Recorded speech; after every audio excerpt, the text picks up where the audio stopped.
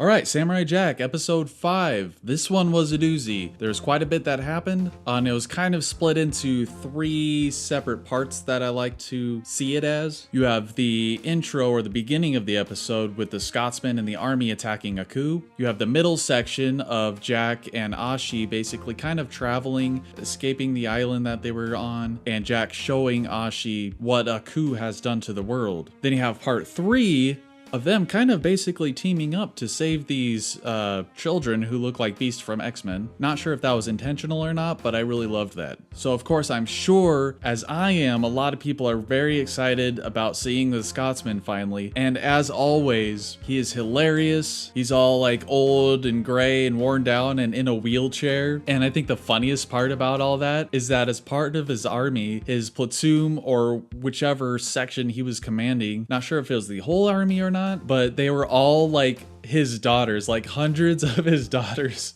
It was just so funny that he was getting on their case about being scantily clad and their like kilts and everything. The Scotsman is obviously a favorite of a lot of people, and I think a lot of that has to do with the humor that he comes with. And on top of that, he's a major badass, on top of being kind of unique and being this like Celtic warrior. So he has all these tanks and of course his army of daughters. And another hilarious part was when one of his daughters is pushing him in the wheelchair and he's just like charging in with his sword to attack Aku. Of course, Aku notices the army. He goes out, pretty much very easily dispatches of the army until basically it's just the Scotsman and his daughters left in his wheelchair. And I thought this was really interesting too, because we've only seen the Scotsman interact with Jack in different parts of the world, basically, in a couple of occasions. So it's very interesting finally seeing the Scotsman confront Aku himself. Not sure if he's done this in the past. I would assume he has, but we haven't seen it on screen before. So it's really awesome finally seeing these two characters, one of Jack's allies and Aku, the main villain, squaring off, even though the Scotsman, especially in his wheelchair, stands zero chance against Aku. And as we saw, he doesn't. Aku laser eyes him and he turns into ash, a pile of ash, as his daughters witness the death of their father. Very sad stuff, but it was done in kind of a more humorous way because he was so old. Like, it almost seemed like he was at death's door already. So I was kind of expecting that to happen when he faced off against Aku, because he wasn't in any physical condition to do any real fighting, really. So what happened next was really interesting. So of course we think he's dead, but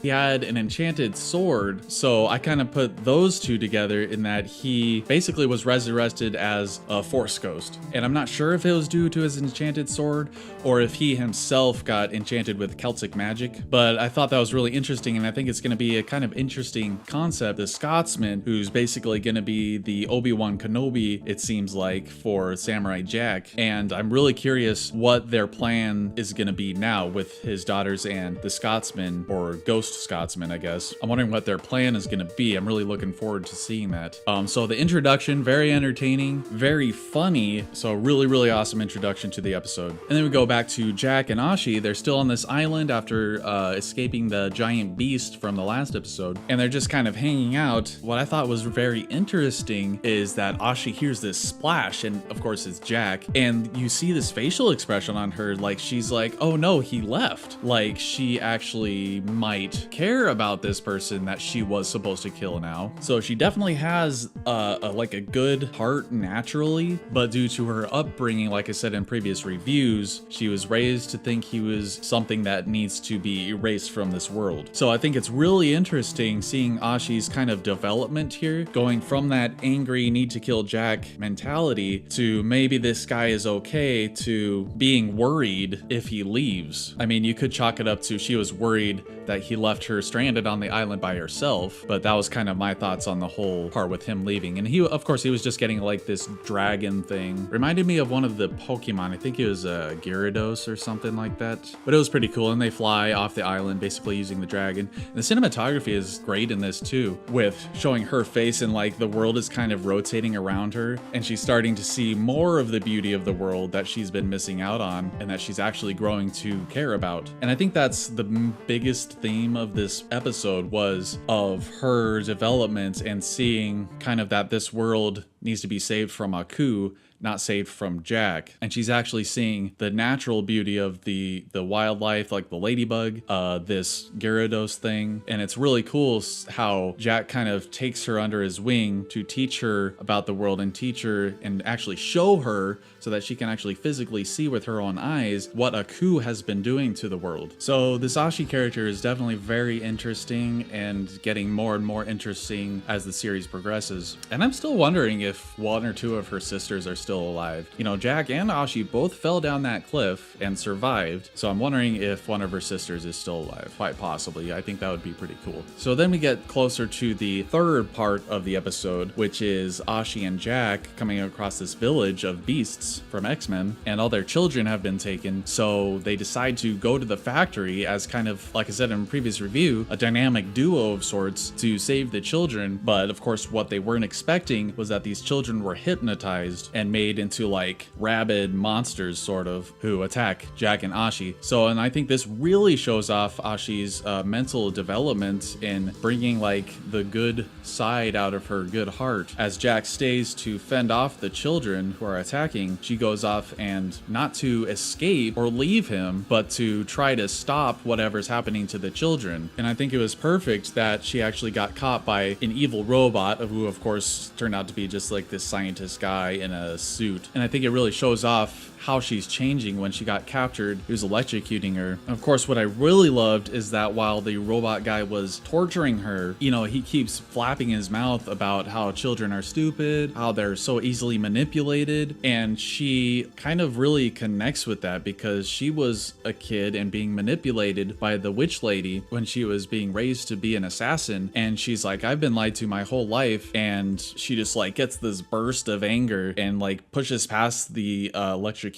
and defeats the robot guy and basically turns the frequency that was manipulating or controlling the beast children off and basically saves them. However, I think this is partially because of Jack's mental state, is that when the children all collapse while he's trying to fight them, he freaks out because he thinks that they're dead, when in fact, actually, Ashi saved them. So he freaks out, and then he sees the warrior on the horse, which is very interesting because it kind of makes me think that the warrior on the horse is not real and just a figment of Jack's imagination. So of course the climax of the episode is really awesome and really puts you into the psychology of these two characters, and especially wraps it up nicely because earlier in the episode we see Ashi kind of talking to the witch lady that trained her. Now it's hard to say whether or not she was actually talking to the witch lady. I think she was, or it could be Ashi's way of doing that in her head, kind of saying, you know what, I'm done with you, witch lady, you lied to me my whole life, and I'm gonna go with Jack now to learn more about the world. Now when Jack leaves and she finds out that he leaves, you see her facial expression again. This time, like before, he jumped in the water and she was scared that he left, but he didn't leave. So this time he actually leaves, and you see like kind of the distraught in her face because I think Jack is kind of a link for her to the true world, because now she's just trying to seek the truth of this world and try to see the beauty in it and what Aku has done and destroyed the beauty of the world basically. So yeah, really mental kind of psychological episode here with a lot of cool action in the beginning and a lot of humor, of course, with the Scottsman. But then really when you get into the deeper parts of the episode with Jack and Ashi trying to save those children and seeing with Ashi getting a better perspective of the world that she is in now, it's really setting it up for great things to happen in the future. And I'm wondering if she's going to find Jack or if they're going to go their separate ways and maybe meet up later. Maybe she'll help him find his sword. Maybe the Scottsman as a phantom will help him find his sword. Or maybe they'll find a way to defeat Aku or go to the past without the sword. Because it seems like he's basically lost all hope of finding it, which is kind of strange to me because you would think he wouldn't have stopped trying to find it. But yeah, well, that's the episode. That's all I have to say for now. Let me know what you thought of the episode. Do you agree with things that I said? Or do you have anything to add? Let me know in the comments. Share the video if you liked it. It really helps a lot. And I'll see you later.